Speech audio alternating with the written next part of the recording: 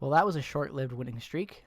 Jets fall to the Ottawa Senators by a score of 4-2 in a very weird game that I don't really know how I feel about quite yet. And it's been a little bit now since the game has ended, obviously, and all I can really think about when it comes to this game is just kind of disappointment. And I don't know if maybe you guys are a little bit more feeling anger because you thought the Jets had an opportunity there but was taken away from bad officiating near the end of the game.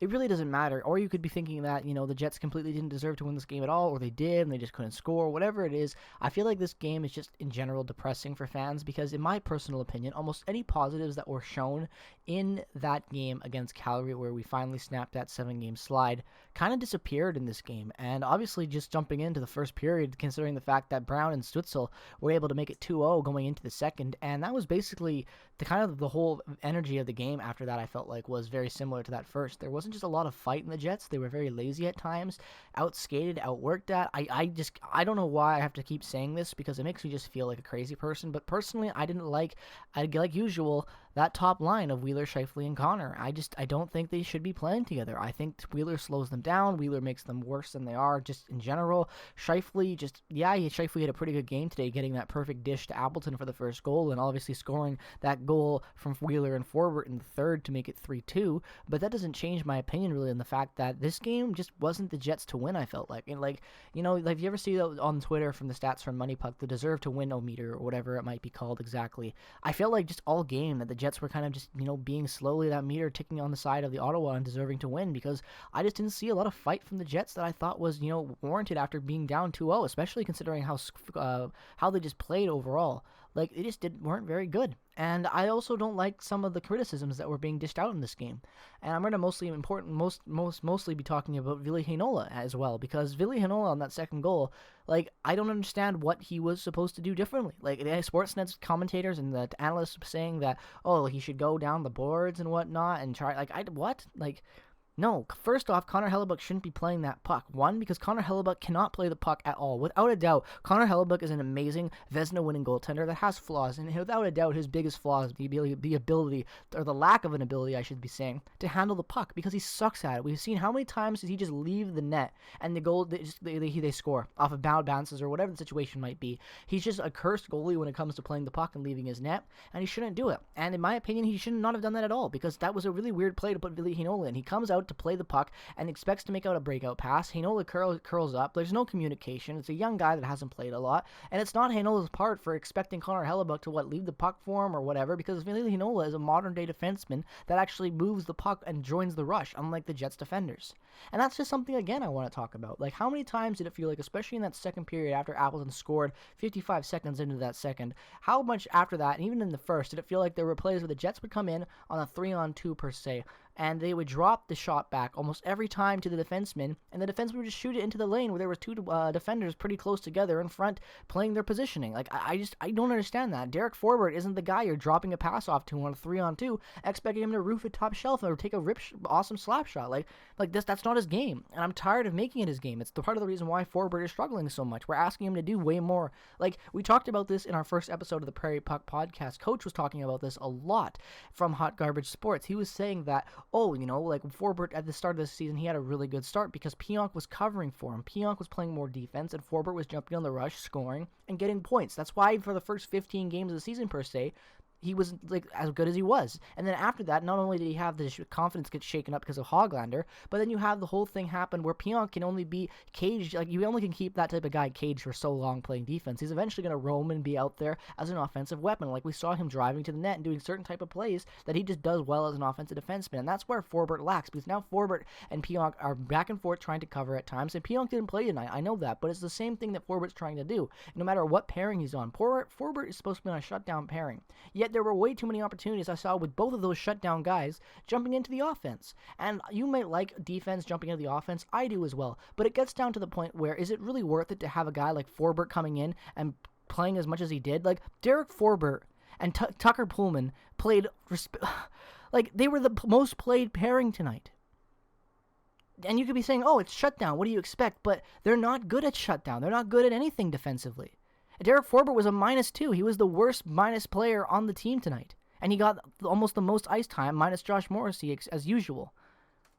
That's not how you win games. And you don't incorporate those type of players that are supposed to be shutdown guys that don't do much, and you don't incorporate that into your offense and make them your primary shooting guys when you're coming in on a 3-on-2. That's not how you win games. And that's just one part of that I didn't like about this game. I didn't like how, like I said at the start, I didn't like the offense at times. I thought they were very sluggish and slow. And I felt like that was for most of this game, was the fact that they just didn't have a lot of heart. This team, to me, especially during that losing streak, during this game, and just a lot throughout the season, plays with no heart, no soul. They don't have an identity, it feels like. Dump and chase so much. It's ridiculous. Like Kyle Connor is dumping and chasing more than he is at making plays jumping into the zone at times. I know he's snake-bitten and he can't buy a goal to save his life, but that doesn't change the fact that a guy like that with Mark Scheifele shouldn't be doing a dump and chase. And and look at the times they dump and chase. It's just ridiculous. This team, to me personally, does not have an identity. Paul Maurice has not given this team a proper, real way, really stable, consistent way for them to play offense. And it shows constantly. I think that's a big problem, especially moving into the playoffs. Obviously tonight, you might be thinking, well, Pig City, Jay, why are you overreacting? It was a loss to the Ottawa Senators. They've got, 4 games left in the year, it feels like, however many it might be. What's the point on caring and getting mad at this point? It's because we've lost so many games recently that it is concerning. And this is going into the playoffs, and you lose against Ottawa. Now, Ottawa is obviously a much more improved, hungry team. They're 22-27. That's not a horrible record. Obviously, they're not going to the playoffs, but that isn't as bad as you might be thinking. When you look at Ottawa in the standings, they're not a bottom-tier team. They're right in the middle. They're, in my opinion, the definition of a mediocre team in the standings. That's where they are, but they have a good future, and they've got a lot of good young guys. And the Jets shouldn't come out and expect to play an easy opponent. You know why? Because Ottawa's proven before this game that they're not an easy opponent. They're not. So why are you going to give this up and do this again? And do this constantly to yourselves and play without an identity and play without heart? And this is just my opinion. You're allowed to differ. But I don't think it's warranted to dump criticism on Villiam Heinola tonight for tonight being a problem. Because that wasn't, in my personal opinion, that play wasn't there. And when I saw Villiam Heinola tonight, everything he did was great. And you might be thinking, I don't understand how fans on Twitter are saying that Villiam Heinola is being hyped up by fans right now. Because if anyone's being hyped up, it's Logan Stanley. And those are the same people that are defending Logan Stanley and hyping him up, and then sitting Villiam Heinola is just average. It's just the fact that you don't know what you're talking about when it comes to the modern day hockey. And it's as simple as that. You can fight me however much you want, but if you don't think a guy that is great in the transition game that can run a second power play and look better than Josh Morrissey did all year long on the first unit and be better in the second game by basically doing nothing, then that says a lot about your ability to judge a power play and to judge a player's overall ability to play the game. And I don't understand how he's generating this much hate, I guess, and blame. It's kind of shocking. He played with Jordy freaking Ben tonight, and you're complaining?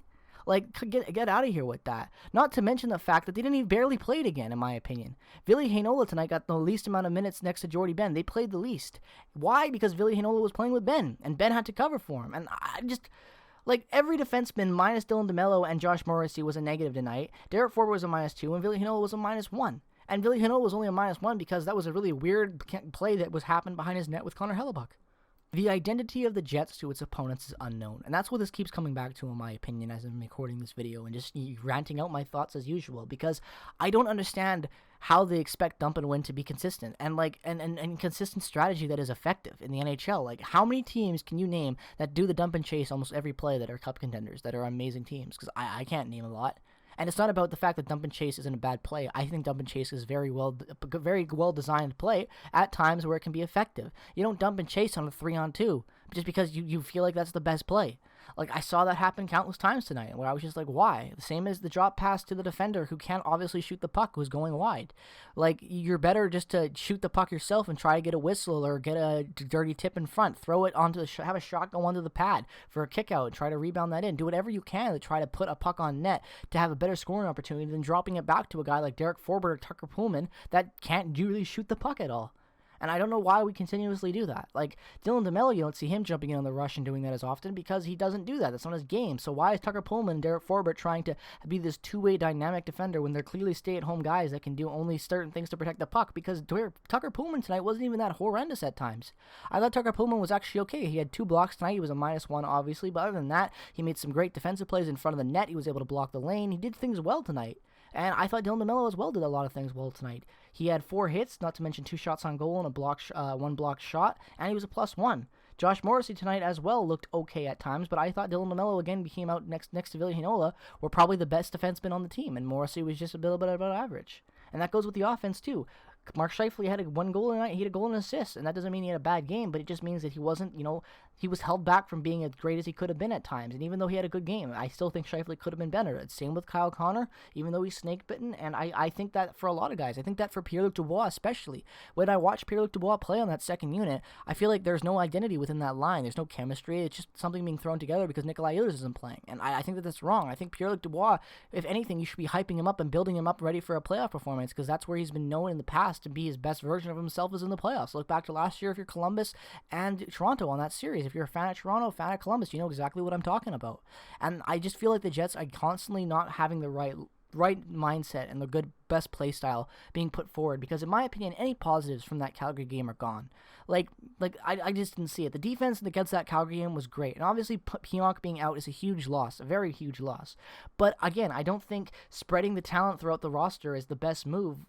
Instead of stacking your defense, your defense is going to be weak, so stack it. I thought Villiam Heinola and Dylan DeMello were the best pairing we saw in one game than we have seen from almost anybody else this entire season. I don't know why that was split up for Jordy Ben to come in, and I didn't like Jordy Ben playing in the top four, not at all. And I know he's played with Hughes, and I know he's played with Myers on that slot, but look, as a Canucks fan, I can tell you that it's not like he was an amazing player. Just because he might have been better on that side doesn't mean that he was an improved top four defenseman, because like I've said countless times, you're trading a 6th-round pick at the deadline for a guy who is, what you're getting in him.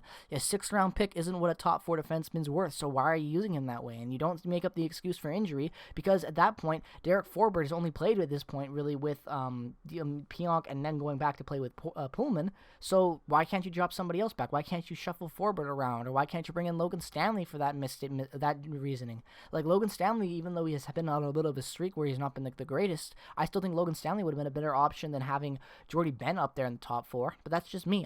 Again, it comes down to, I think, coaching, lineup decisions, no heart, no soul, and kind of what we saw on that losing streak. It kind of just came back and bit them tonight. And it felt like, this game honestly felt like it was game 8 of that losing streak. Like, watching this game and then comparing it to the last game against Calgary, there was almost nothing positive that I saw carry over, and it felt like we were still on that losing streak.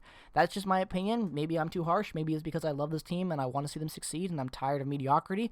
But let me know your thoughts down in the comment section below to see if I'm in the minority on this one. I did not like this game. I didn't think there was almost anything positive, and I think the Jets lost it for themselves and shot them in the foot the moment the puck dropped in the first, because that's just how the Jets play. They weren't consistent. They weren't good. They had no heart, no soul, and it's something that they're going to need to desperately work on and fix before the start of the playoffs.